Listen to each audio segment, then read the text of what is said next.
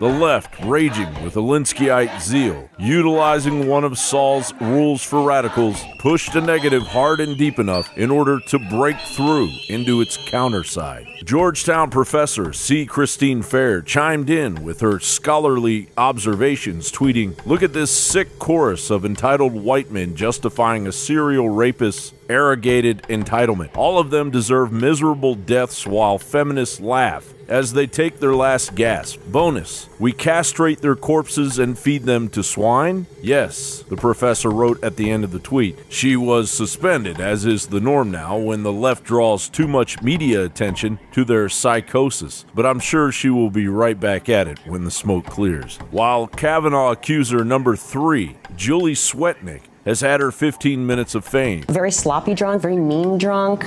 I saw him go up to girls and paw on them, try to, get a little too handsy, touching them in private parts.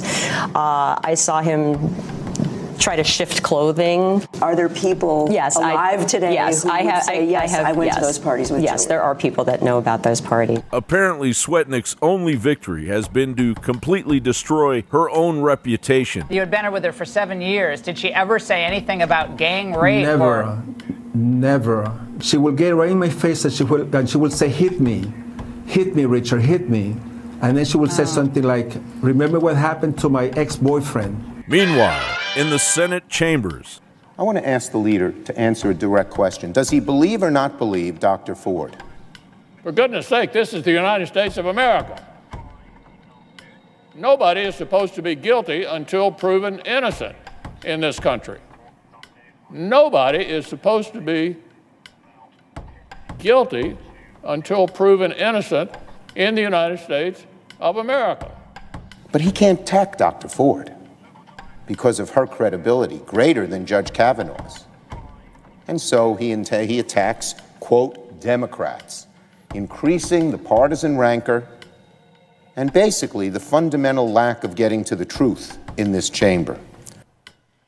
So the question is, how do we decide? Because we're going to be voting starting tomorrow on this nomination. Isn't it somebody's word against another? Don't we either have to believe everything that one says or another? Do we know who to trust, whose word to accept? When allegations are made about something allegedly that happened 35 years ago, with gaps in the story, inconsistencies.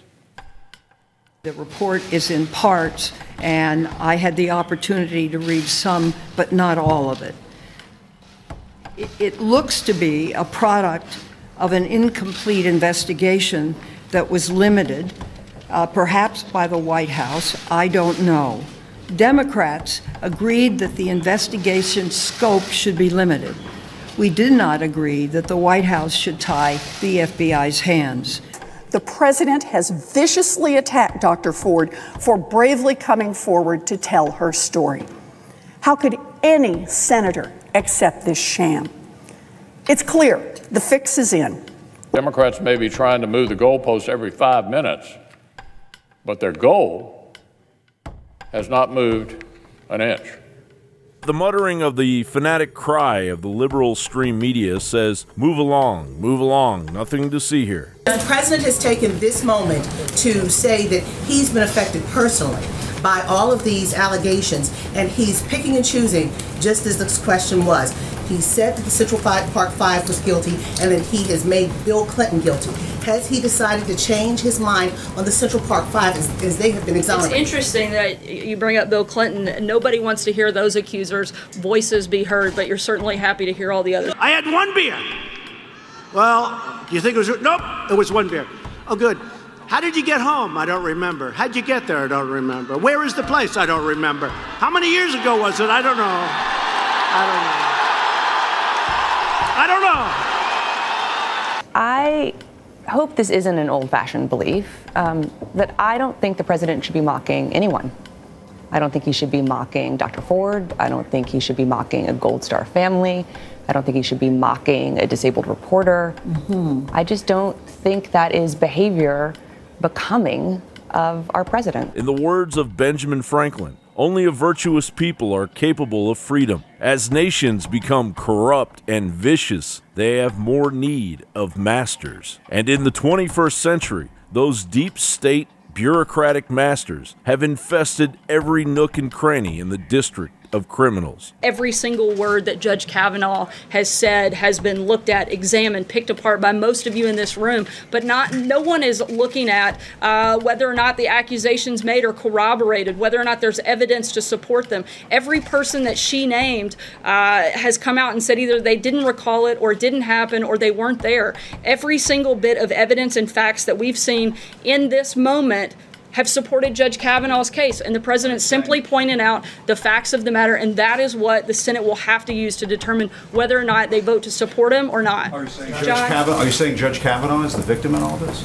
I think both Dr. Ford and Judge Kavanaugh are victims at the hands of the Democrats. I think it is absolutely disgraceful what they've done and exploited this process. They exploited Dr. Ford. They're exploiting all of the women that have come out to make any type of accusation. This isn't the process that should have been done, and certainly everybody deserves to be heard, but that includes Judge Kavanaugh, and that should be part of this process, and the facts have to be looked at, and I think you have to look at the prosecutor's memo. Those are where you see all of those facts laid out, and I think she makes a very compelling case.